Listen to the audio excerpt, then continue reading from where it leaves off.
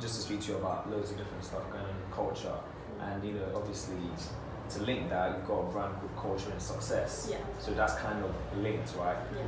What does the word success mean to you? Success, I feel like it's different to everyone, and to me in particular, it means to get to a place where you're happy, ideally. And there's a lot of people in my community, and the whole brand is specifically for ethnic minorities.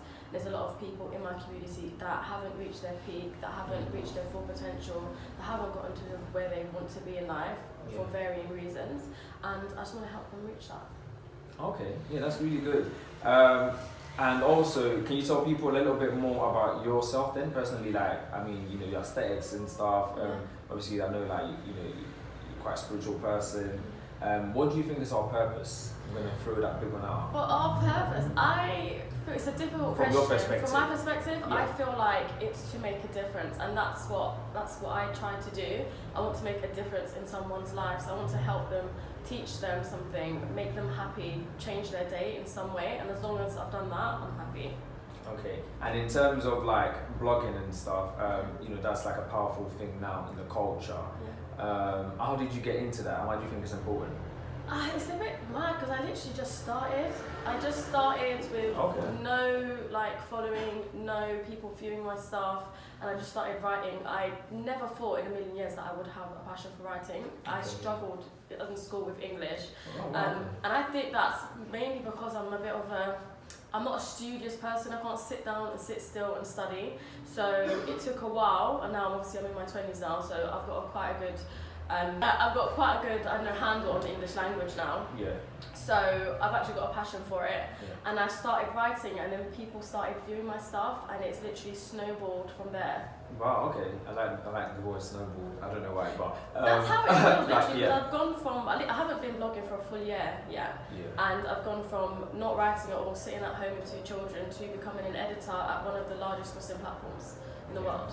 Okay, yeah. Well, what's that? Muslim Girl. Muslim Girl. Yeah. And essentially, how often do you write like a piece on there? Is it like weekly? People can find your stuff, or it's is it like quite daily? often. Generally, I stick to editing on Muslim Girl, but every 2 weeks or so, I do put out an article. Okay, cool. And I do write for varying other platforms. So I have my own blog, and there's a few magazines that I write for online and in print. So literally, you can find me. Quite a few places. Yeah, I mean that's one thing I've noticed. Like when I was kind of preparing for this interview, is like you do quite a few things. Yeah. Like you said, like I think you mentioned like you're quite free spirit, right? Yeah. And why do you think like being free spirited? What are like the benefits of that? I guess I feel like being free spirited is equal to being able to express yourself, and I feel like expressing yourself is hugely important, and I don't think people do that enough nowadays, and I feel like that is what leads to a lot of mental health issues and other issues within the community. If people just communicated more and expressed how they're feeling, there's so many different problems that will just go away in a heartbeat. And I mean, I don't want to I don't know, I guess I can in a way. Like, would you say men more than anyone else need to express themselves a bit more? I 100% feel that, I do. And I feel like it's a societal problem, and I think it's the fault of men and the fault of women as well, because it's women that raise these young men up, and we need to kind of focus on the boys more. A lot of us focus on the girls because they're the fairer sex, they're weaker, blah blah blah. We pay them a lot of attention, but we don't pay enough attention to the men and to the boys, and that's something I'm trying to do. Is just within my own family. I've got 2 children, a daughter and a son, and my son's the eldest one, so I tend to just by default pay more attention to my daughter because she's the younger one. And I noticed that he gets a lack of attention, and then there's so many things that's probably going on in his mind that he can't express, or he doesn't know what to do, or you know what I mean, because I'm not doting on him as much as I would my daughter, and then he's going to grow up. Do you know what I mean? Little things that we say to young boys: why are you crying? Why are you acting like a girl? Those little flyaway comments that we say has a long-lasting effect, and they grow up to be men that can't express themselves. And I mean, expression is like important, and obviously, I mean, I don't know the exact kind of like figure or stats or whatever, but there's kind of that prevalence for like men to commit suicide much more than women. Like I'm sure it's been reported in the media in the last few years or whatever. Like it's on the rise even. How do you feel like we can avoid that? How do you feel like people can kind of spot these things and kind of stop that trend essentially? It's difficult, and I feel like the fastest way to do it is to start from when they're young, because once a man's a man and he's your partner now, it's very difficult to kind of reconfigure someone's mindset. It's very, very difficult. At a certain age, yeah, and they need to kind of want to do it for themselves as well, and even that, getting them to that point is a bit difficult. It can be done, not to say it can't, it can be done, but the way to actually stop it and eradicate it is to start from when they're children. Okay, to encourage them and stuff. Next thing I'm going to ask you is, obviously, you're on social media, we all are. How do you kind of get that balance right between, the amount of time you spend on your writing, the blogging and stuff, and obviously the amount of attention you need to give to your kids and stuff? How do you get the right balance? Do you have a curfew that, okay, after this time I cannot use this because I need to? It's so difficult, and I'm struggling with that at the moment because I'm quite I'm lazy in one sense, but once I start something, I have an addictive personality, so I keep going, I keep pushing, I keep going, I just keep doing stuff. So it's difficult to find a balance between my work, writing for a hobby as well, paying attention to my social media, creating content, looking after my kids, and having time to myself and seeing family and friends. It's so difficult, literally to the point where I spent all weekend sleeping at friends' houses because I owed them a sleepover each. Oh gosh. And I know. But and I think it's different as well because I have a lot of young friends that are younger than me, and just me myself, I'm 26 now, and I'm married. I've been married for 9 years this year, and I've got 2 children. My lifestyle is very, very different to a lot of the people my age. So it's difficult to even keep up with people my age, let alone younger. But I'll persevere, and I will get it. I'll get the balance. Yeah, that's important. And also, I also wanted to ask you as well, I guess, in terms of creativity, obviously that's something you would, I'm sure you employ in kind of your writing. Do you feel, how do you kind of, and also with having kids, right, how do you encourage that in the kids? Well, with my kids, especially with my daughter, more so because she's at school half the week, she's in nursery at the moment. My son's in school full time. So I get a lot more time to spend with her, so she gets to see what I do day to day. If I have to go modelling and I haven't got a babysitter, I will bring her with me. If I have to go to a meeting, I will bring her with me. She literally comes and tags along to everything I do. So she sees what I do firsthand. She helps me set up my events when I'm literally running around like a headless chicken.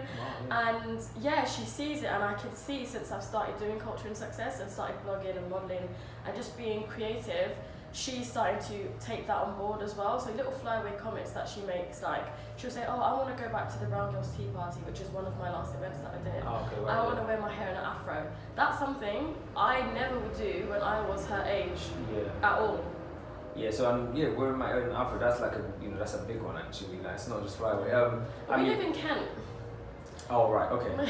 So living in Kent, what's that like? Well, I first moved to Kent 2 years ago, and I was moved there by force by the council, and I literally was so scared and frightened because I'm from Catford, this area. I live in a multicultural area. I didn't know how I would cope being in a predominantly white area. Although I'm not the darkest of people, I don't feel comfortable not being around my own kind of people. Do you know what I mean? I didn't know if they're racist or what, especially because I have dark-skinned children as well, so I didn't know what to expect. Over the past 2 years, I've noticed that inner London has become severely gentrified because when I first moved there, I was going to be the only black person there. I saw one Somali woman every 3 weeks or so. Now, there's black people everywhere in London, which is nice. So so things have kind of changed in that sense. And it's bad because they're being gentrified, but I'm actually happy that I have some people. That you kind of look like community. That's good. And I'm also going to kind of move the conversation along, right, and ask you a little bit about how would you advise people to discover their passion? That's okay. It's dependent on the person. I would say explore. Go and try different things because you'll try stuff and you'll hate it, and you'll try some stuff and you'll love it as well. And I think most people have some sort of inclination as to what they do like to do. Go and try it and pursue it, and do your best at it, and you'll see that there's so much more that can come from it. I never thought I would enjoy doing events. It was literally a flyaway idea that me and my friend came up with whilst taking our kids to the park, and that snowballed again into something massive. Like, we're going to have a seminar at Afro Home Beauty Live, which last year we were struggling to scrape the money together to even exhibit there. Oh, wow. And they love what we do so much that they've given us a seminar space that they want us to host and speak to women, Muslim women, about hair care now. Yeah. So that's in less than a year. Yeah. And also, I remember we met, right? If you remember, at the UK Black Business Light event. What was it? What was it? QE2? Yeah, the QE2 line. Yeah, Central. How did you find that event? I mean, and why do you think that's kind of, you know, the culture needs that a bit more? I 100% think we need it, and I found it fantastic. I loved it. I love the whole ethos and premise of the event. And I feel like we need to do a lot more black focused things. In our society, there's a lot of things for white people. I mean, they even have the KKK around still. They have a lot of Asian focused things. They have a lot of things for different minorities. When it comes to black people, there's nothing. And I've noticed as well, like when black people start to do things, it's like a big shock and a big... It's like a taboo as well. Like, as soon as we start doing stuff, it's like, no, it's weird, it's wrong. Like, we had complaints for calling our tea party the Brown Girls Tea Party. Oh, really? I've had people tell me my Instagram page is, you know, too black. Oh, really? Yeah, and I don't really do anything apart from be myself. Like, you're not going to like a march every weekend or something. Thank you. I never say you know, black is the best or anything like that, because I don't believe that. I believe every community and every race is beautiful within their own right. But I do believe is that black people should not be downtrodden in society anymore or made to feel a certain way. And I express that through my creativity and through being myself, and I can't fathom how that's too black. Yeah, that's interesting actually. Like looking at social media comments and stuff. So I mean, what's an example of like something you would post that people would deem like too black? Like, you know, what's even like a... I done an article for BuzzFeed. Can I really say that? It's not BuzzFeed. Yeah, it's cool. I done an article for Bustle, and they titled it. I didn't even title it. They titled it, "I'm a Black Muslim woman, and here's what I want to teach my 4-year-old." There's a white Muslim that follows me, and they said that, you know, this is haram. Identifying yourself as black or as anything else is haram. It's against the sunnah. It's this. It's that. It's the other.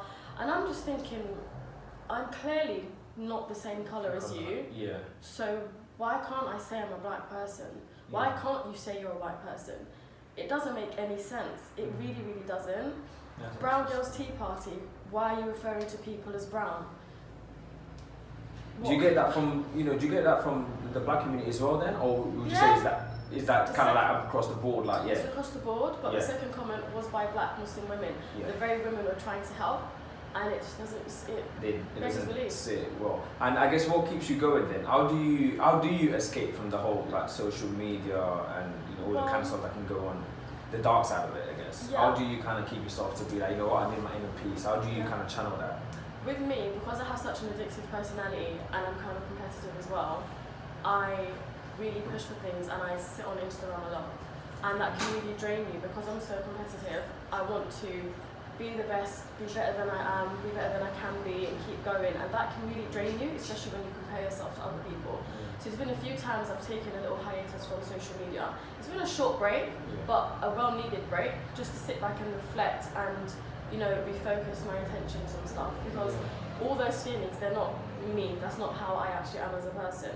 But because I want to push so far and because I want to make such an impact, it's difficult to find the balance between being yourself and pushing for your goal and, you know, comparing and seeing all of this flood of content. If you think about it, back in the day, you wouldn't know what Sarah down the road's doing. You wouldn't be able to call her up on the phone, let alone know what she just had for breakfast. And I feel like in this day and age, us as a society is being flooded with so much overstimulation, over-information, everything, and it has an impact on us. I feel like we're probably getting 10 times more stressed than our parents or their parents did. Yeah, absolutely. I mean, I can't remember where I was now, what I was watching, and they were talking about kind of like the older generations. I think actually it was a comedy show, wasn't it? I'm thinking, was it? Chris Rock. He had like a new special that dropped on Netflix, right? And one of the Tambourine, same page. And he was talking about kind of like, you know, when his parents and stuff were kind of growing up, when his dad was young. You know, if anything happens at home, his dad's not gonna find out till he comes back from work, because there was no social media, there was no phone. So whatever happens, it has to wait. Yeah. Like, do you feel like, in a way, we missed that a bit? Like, we missed that kind of, I don't know how I can describe it, but that element of like that surprise, you know, like whereby now we just know everything so quick, like just one text, you know everything that's happened. I wouldn't say it's an element of surprise, but I would say it's a stressful form of overstimulation, and I'll tell you why. Yeah. In that scenario, the dad would have been concentrating on his work, fine, working, come back home, the house could have burnt down, he can deal with it then. When you're at work now, in this day and age, you would get a phone call, your house is burnt down. Yeah. So now you're in a panic. Yeah. You've got work, you've got your house, you've got your kids, you've got all these things that you're worrying about all in one go. Yeah. And this is how society is day to day. You might be on your way to a job interview, you're thinking, okay, let me focus on this job interview. You get a message or you get an Instagram post, oh, so-and-so's doing so much better than you. It's like you're overstimulating and you're stressing yourself out by trying to think about too many things at once. Yeah, when you're meant to be like, in this.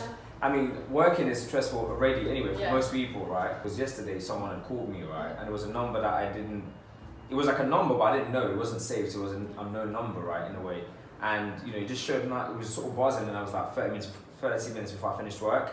And I was kind of thinking, okay, I don't know who this person is, right? I don't know why they're calling me.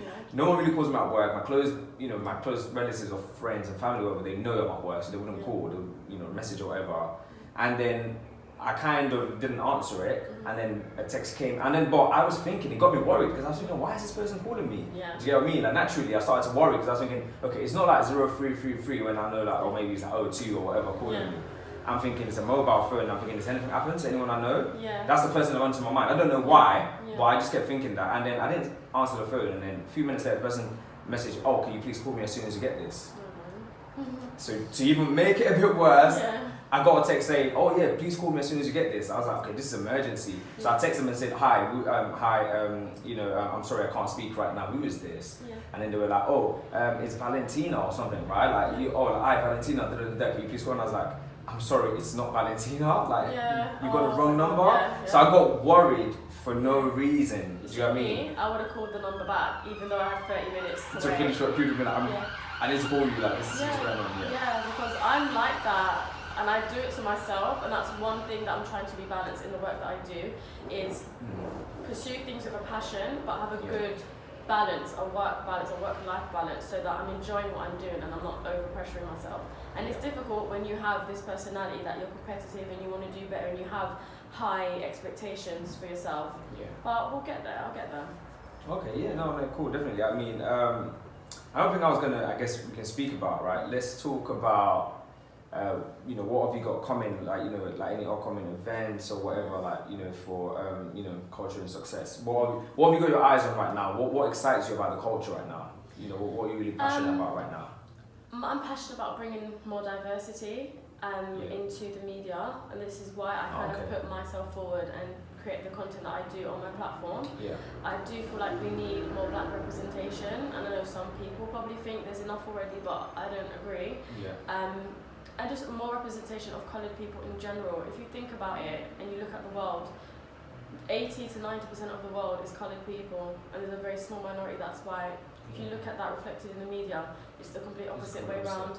And when you see it reflected correctly, like there was a Nike ad, I think, and there was quite a few people, there was, I think, shot in Peckham. The new one that they just did, right? They were complaining, complaints, because there was too many ethnic people. When if you think about it, it's reflective of the area, number one, and it's reflective of the population of the world. People can't take that for some reason. And even though it doesn't happen often anyway. Just give us it's one like time. Do you know one what time I mean? to like in the limelight, Also, you've done a bit of modelling, right? How did you get into that? I literally just went for it, and I just started, and I did that just by modelling on my own page, creating my content and putting myself out there, and from that, and people viewing my content, I've gotten jobs, I've gotten people want me to model for them and that kind of stuff. And this is another reason why I would say always pursue your dreams or pursue your passions, because other people, you might not think you're good at it, but other people think you're fantastic. Do you know what I mean? And there's people out there that would love to see your content. Really, seriously, there's so many people out there that really appreciate what I do, even though it's little things that I do here and there in my day-to-day life. They appreciate it, and they send me messages saying that I'm inspiring to them, that they love what I do, that they're happy to see like what I do. And it's surprising to me to hear that. Yeah, to be honest. You're thinking I'm just doing me, but I mean, it's good to get positive feedback. I'm going to ask you about something a bit more serious now, right? So raise yourself. I'm joking.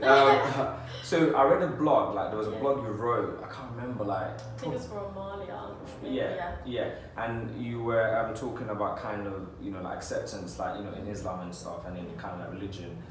You had like you mentioned something along the line of certain household names or countries or cultures that are kind of seen quote unquote like that's like where Islam came from and stuff like that. They wouldn't necessarily accept someone from a Caribbean culture or like another culture. Like how, I mean, can you tell me a bit more about that? What kind of situation, what experiences did you have that kind of? Yeah, so like in my experience in Islam, I've been a Muslim for 10 years now. Yeah. It'll be 10 years in August. And over the years, I've seen so many people want to get married. I've bumped into so many people from different cultures. And it's like when you say, I don't look Jamaican, I can accept that. Not many people straight assume that I think I'm mixed race. Depending on what clothing I'm wearing, I've been called Asian, Bengali, or that's Asian, but Somali, North African. I've been called everything but Jamaican. And then when I tell them I'm Jamaican, it's like, you're Jamaican. Oh, Bob Marley. And it's like they... Really? Yes, I know. And I'll to give you an example. So I went to a show with my friend, she's also Jamaican. We bumped into a Somali girl. Okay. She said, where are you guys from? Are you Somali? We said, no, we're Jamaican.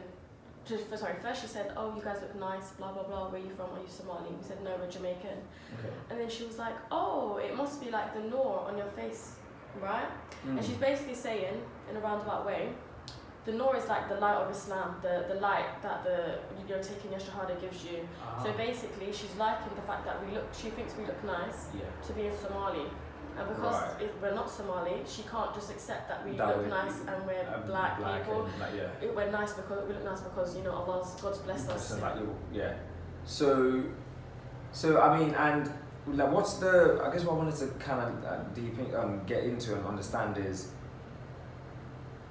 how does that affect people, if that makes sense? Like, so someone from like Pakistan, for example, like they might have, like find it difficult to accept that like other cultures that's away from them, or something like the Caribbean islands, people actually practicing Islam. What's the repercussions? Like, why is that not a good thing? Because it's not. I think it has more of an effect on the people that it's like going against. So it has more of an effect on the black or Jamaican Muslims. And it's just a stream of microaggressions that happen, and then that leads to you feeling bad about yourself. If you don't have a strong character or you don't counteract that, you can start feeling terrible about yourself, the fact that you're black, especially like within the Caribbean culture, when you tend to take your Shahada, you've gone from not being Muslim to being Muslim. It's like it's like an unspoken rule. It's like your culture is seen as wrong or weird. I'll give you another example. I went to like a sisters gathering, all girls party. They were playing like Arabic music with instruments in the background. No one said anything. But if I was to go and put some reggae on now, they'll turn around like, what the hell are you doing? That's haram, that's wrong. You can't. Do you know what I mean? And there's no difference. There's no difference. I'm not like arguing about the permissibility of music. I'm saying if you are happy to listen to this Arabic music or this Bengali music or whatever type of music you want, what's wrong with reggae? I mean, I guess, will they have a problem with it in terms of maybe not understanding the culture enough? Like kind of like having that stereotypical view of what that represents? It's a mixture of everything, and I don't think it's a stereotypical view of what it represents, because generally the ethos of reggae is uplifting songs, it's love songs, it's like it's spiritual, like it's meant to it's really spiritual, like when you think about like at a deeper level. It's nothing bad. So I just feel like it breeds ignorance towards the culture, and it causes a lot of black Jamaican Muslims to lose their culture and therefore lose their identity. And this is like a really deep conversation, because then it brings into question what makes up someone's identity. Do you know what I mean? And this is another reason why I've kind of started on the road I have, because being someone that's of like, I'll say the African diaspora, my family come from Jamaica, my dad was born here, I was born here, my children were born here. I don't feel like I have a huge Jamaican culture. But then again, if you think about it, is Jamaican culture really my culture? it's not. I have an African culture. You should start to trace it further back. I mean, yeah. And that is what my actual culture should be. And I only started thinking about that when I had children, and I realised, okay, my kids are half Nigerian. My husband can teach them all the things about his culture. What am I going to teach them about myself? What is my culture? Is it the English culture? Is it Jamaican culture? Let me try and find my African culture, my roots. So I'm still on a journey to that, and I'm actually going to be with my co-founder of Culture and Success, Ricky. We're going to be doing some filming in the next couple of weeks with a TV channel, an Islamic TV channel. And we're just going to explore like the black community, the Jamaicans in Islam, and our identity and our heritage. So that should be coming out maybe next year. Something to look forward to. I mean, definitely something I'll be looking forward to myself. I mean, I'm a Christian, but I was born into like a, my dad's a Muslim. So I guess that's like a whole different topic for another day. But I mean, I'm quite, I'm religious, like, I guess is what I was trying to say. If there's one thing about the culture right now, right, that you don't like, what would you say it is? Like, what's going on right now that you're like, you know what, we don't need that? Just our culture in general? Just our culture in general, just like, it might be kind of like social media, it might be kind of just like day-to-day things that are happening, like the news. I feel like it's I don't watch violence, the news anyway, but I stopped watching the news because it literally made me so paranoid, because they tell you so much bad news, and that's another thing and difference between today's generation and our grandparents' generation as well. They wouldn't be hearing all this stuff constantly shoved down their throats. Someone's getting shot in America somewhere, and then this is happening in London. It's a bit much. And it's the violence in society, and it stems from the microaggressions, like I discussed earlier, to full-on violence like murder. I mean, 2 girls were shot this week and died. And it's like, for what? And they were innocently shot. One of them was shot in a crossfire. She's minding her business.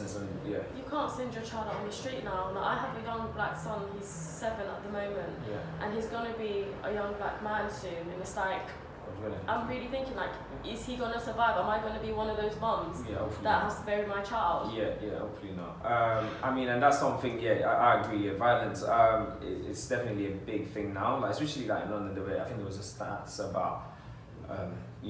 Like there's been more violence or whatever in London than New York for the first time in a long time. I don't really watch the news, do you get what I mean? But this news still filters to me. Do you get what I mean? I'm someone that will try to avoid that kind of stuff and just kind of get over my process, but you can't avoid it in a way because you're on social media, so you would see and that feeds back to an overstimulation of information. We're too informed in a way. If you think about, when I think of New York and America, I think of the violence that's there. It shocks me, and I think of like, back in the day, Biggie and Tupac, and there's like a lot of violence. To know and hear that the city I live in, or the city I live in, is worse than that, is shocking. It's happening right under our noses, and we don't even know. And I feel like all this violence leads back to the lack of communication again, and lack of expressing yourself, because there's so many ways you can express yourself, so many ways you can argue with someone before you have to fight them, before you have to pull a gun on them. There's so many things you can do before even getting angry. And there's probably a lot of pent-up anger inside these children. It's nothing to do with these kids that are even getting murdered. There's a lot of things inside themselves that they feel they have to prove themselves. They don't feel worthy, they don't feel good about themselves, so then they go and they do these crazy actions that one wrong turn can take someone's life. And I mean, once you go like to that extent, you're not ruining like one person's life. It's like a life is connected to like multiple lives. Does that make sense? So like again, like snowball, it's like there's loads of people that are gonna be affected by these. So okay, let's find something lighter, right? To talk about, because violence is no good. Do you travel much? I don't. Okay. But I want to, I really do. I had kids at a young age. I had my first child when I was 19, I got pregnant at 18, got married at 18 as well. So I've been a wife and a mum all my adult life. And obviously that comes with a lot of baggage. If I want to go on holiday, I have to book for a husband and 2 children as well. Husband works, school, all of that stuff. So I don't get to travel as much as I want to. But as I said, I'm a persistent person, and I will persevere, and I will get to a place where I can travel. Ideally, I would like to take my kids out of the country for a year and just live abroad, and either take them to Jamaica or take them to Nigeria, although I think the Nigerian culture would shock me. My mother-in-law says I won't. You would never hit you, like, what's going on? I mean, I went to Nigeria in, when was that? Like August into September. Like let's just say September. It was in August, and and I was born in Nigeria. Like I grew up there, and then obviously traveled and stuff. And then going back now, like I guess it takes a few days for me to kind of settle into it again. Yeah. But then you kind of get on with it because it's like, well, I was born here, so I'm not like I can't shy from it. All the madness, like I've still got a bit of it in me, if that makes sense. Like you kind of just blend in after a while. Yeah. So, but yeah, I mean, have you been or you haven't been yet? I've never been to Nigeria. No. Okay, so the plans to go. Yeah, well, do you eat the food? Yeah, kinda. I know how to make pounded jam. Pounded Sorry, jam. pounded jam ever. Yeah, my that's mother-in-law good. taught me. Good, that's good. Yeah. Ever since she left, I can't quite get the pounded jam right, but do you shoot tutorial? Yeah, I bought some. I used to make it out like the actual yam, but now I've got powder. Oh so yeah, that's get the powder, the video and then kind of like Yeah, but I haven't had a chance to do that yet. But I really want to give my kids. Like I went to Jamaica when I was little, and I stayed there for 3 months, and I still remember that experience. And I was like in year 3 or year 4 or something. I want to give that to my kids. Yeah, so that they get that kind of like that kind of connection as well to the culture. Yeah, so I feel like here, kids, like we live in a concrete jungle, kids aren't used to outside. I tried to send my kids in the garden today and they were screaming because there was a fly. Like just in the air. Yeah, they're not used to that. It's that's so. And that's life. Like that's life. Like that's life. Like literally. Like I mean, if they went to Nigeria, they would see lizards. They would see like chickens, and they would see all types of stuff like running around. Like, okay, so let's try and end like on a positive note, right? Yeah. If you could tell me one thing, right, you like about this age, about this time that we're in, because we've spoken about social media, over information and microaggressions. We've spoken about everything, but let's look at one thing that's working, that we can all be happy that you like. Yeah.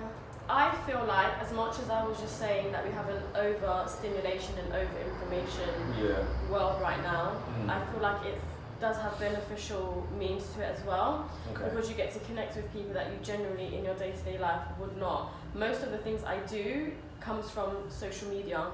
I wouldn't have met you here. Do you know what I mean? Not, like, I wouldn't have gone to the Black Business Show. There's so many different opportunities out there that I wouldn't see, because I wouldn't know where to look, because there's no one place for it, and social media does that. A lot of my good friends that I have now, I met through social media, and I love them to death. Do you know what I mean? So there is a benefit as long as you use it in the right way. And I think that's like the takeaway from this, isn't it? Like similar to some of my other interviews, it's like kind of like responsible, like for us to be responsible with what the tools we've been given, like the kind of tech and kind of like design and media, all these things are kind of brought into our life. We need to be a bit more responsible with it. Thank you for joining me. I think that's amazing. I'm definitely going to try to get you on again. Oh really? Like, definitely. There's much more like to kind of go into. Where can people find you? They can find me on Instagram at Rhianna.Beau. And what about Culture and Success? Because that's on page, well, right? At Culture and Success as well. You can find us there. Okay, cool. All right, thanks for joining me. You're welcome. Thank you. All right. Bye. I feel like that went really quick. Bye.